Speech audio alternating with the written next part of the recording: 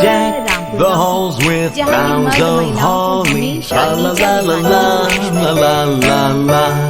Tis the season to be jolly. La la la la la la la la.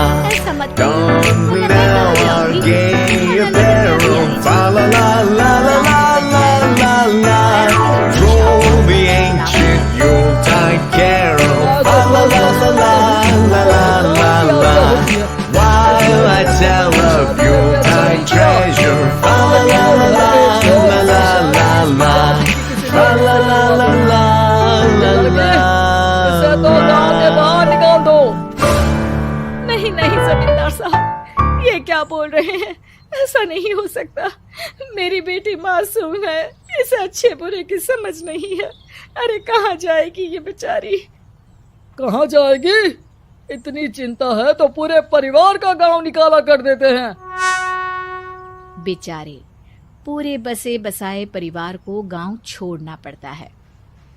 चाहे जो हो, अगर बेटियों को कंट्रोल नहीं कर सकते तो गांव में रहने का कोई मतलब नहीं है। यहाँ औरतों को दब कर रहना होगा। कोई भी अपने हिसाब से कुछ नहीं कर सकता, सब ईश्वर की मर्जी से ही होगा। तभी गांव का एक आदमी दौड़ा दौड़ा आता है। सरपंच साहब, जमींदार साहब, वो कालिया है ना, उसकी बेटी पढ़ने के लिए शहर जा रही है। अच्छा, ये कब हो गया? और कालिया की हिम्मत कैसे हो गई ऐसा करने की? लेकर आओ उसे और उसकी बेटी को। बस फिर क्या था, हाजिर हो जाते हैं कालिया और उसकी बेटी सरपंच के सामने। और कालिया, ये क्या सुनने में आ रहा है? बेटी को इंजीनियर बना रहा है तू? और ये बता, गांव में तो स्कूल नहीं है, फिर कहां से इतनी क्लास पास कर गई तेरी बेटी? राधा, जो कि कालिया की बेटी है, उसे लगता है कि सरपंच उसकी तारीफ कर रहे हैं। सरपंच जी, मैंने ऑनलाइन पढ़ाई की है, डिस्टेंस लर्निंग से। सभी में मैंने अच्छे नंबर पाए हैं, जिसे देखते हुए शहर की इंजीनियरिंग कॉलेज में मुझे स्कॉलरशिप मिली है। वाह जी वाह, क्या होती है ये? पहले तो ये बताओ, फिर आगे की बात करते हैं। पूरा गांव राधा की बात सुन रहा था और राधा बोलती जा रही थी। तो ऐसे मैं फ्री में एक अच्छी शिक्षा लेकर गांव में जो कुछ परेशानियां हैं, जैसे बिजली, पानी और इंटरनेट जैसी समस्याओं के लिए काम करूंगी। मैं गांव को शहर से जोड़ने के लिए पुल का निर्माण करवाने का प्रस्ताव रखूंगी। मुझे पूरी उम्मीद है कि जल्द ही हमारा गांव भी तरक्की की राह पर चल पड़ेगा। राधा की बात सुनकर सारे गांव वाले ताली बजाने लगते हैं। सरपंच को समझ नहीं आता कि वो क्या करे। चुप रह नादान लड़की, गांव के खिलाफ जाने के लिए तुझे गांव से बेदखल कर दिया जाएगा, वो भी पूरे परिवार के साथ। और हाँ, अगर ठीक से गांव में रहना चाहती है तो ये पढ़ाई लिखाई छोड़ दे। हम तेरे लिए गांव का कोई होनहार लड़का देखेंगे। तभी गांव का एक आदमी बोल पड़ता है। अरे नहीं नहीं सरपंच जी, राधा बिटिया जो बता रही है, अगर वैसा हो जाए तो हम लोगों को पैसा कमाने के लिए बाहर नहीं जाना पड़ेगा। हाँ जी, और ना ही कोसों दूर पानी के लिए भटकना पड़ेगा। हमारे बच्चे भी अच्छी पढ़ाई कर सकेंगे और आगे बढ़ेंगे, ना कि हमारी तरह खेती करते बैठेंगे। क्यों गांव वालों, राधा बिटिया का साथ देना चाहिए ना। सरपंच देखता है कि गांव राधा के साथ है तो वो चुप हो जाता है।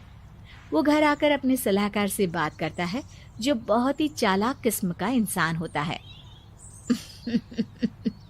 अरे सरपंच साहब, आपको बहुत ही होशियारी से काम लेना पड़ेगा।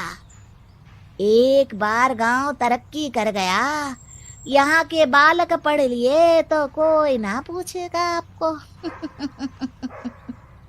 और फिर ये जो बेटा और बेटी है ना आपके, इनको भी आम लोगों की तरह ही जीवन जीना होगा। हाँ, लेकिन करे तो क्या करे? वो ना आप मुझ पर छोड़ दीजिए, बस मैं जैसा बोलूं करते जाइए। अगले रोज सुबह जब गांव वाले सोकर उठते हैं तो राधा के घर के बाहर और साथ ही वो लोग जिन्होंने राधा का सपोर्ट किया था उनके घर के आगे लाल रंग से कल आऊंगी लिखा होता है। कल आऊंगी, यह क्या होता है? अरे यह तो खून से लिखा है, लगता है कोई भूत प्रेत या चुड़ैल का साया है। चलो सरपंच जी के पास चलते हैं। सभी सरपंच के पास जाकर उसे सारी बात बताते हैं। अरे ये तो बड़ी मुश्किल की बात है। चलो मैं एक बाबा को जानता हूँ, उन्हें बुला लेता हूँ। सरपंच बाबा को लेकर गांव के घर के बाहर जाता है। ओहो, तो ये वो चुड़ैल है जो उन लोगों को निशाना बनाते हैं जो गांव को बदलने का सपना देखते हैं। वो गांव को ऐसे ही संपन्न देखना चाहती है। वो नहीं चाहती कि कोई बाहरी यहाँ का कायाकल्प करे। क्या तुम लोगों में से किसी ने गांव को बदलने की सोच रखी है? तभी राधा की माँ रोते रोते आती है। मेरी राधा घर से गायब हो गई है। अरे कोई तो बचाओ, मेरी बच्ची कहाँ गई?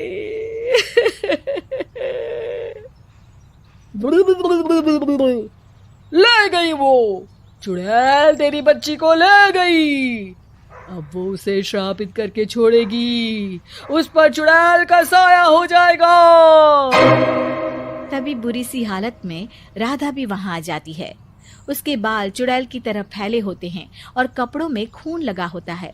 सभी राधा को देखकर डर जाते हैं। माँ, पता नहीं मुझे कौन उठा कर ले गया था। अरे दूर दूर हो जा चुड़ैल, अब हम लोग इस गांव में नहीं रुकेंगे। अरे कैसी बातें कर रहे हैं आप?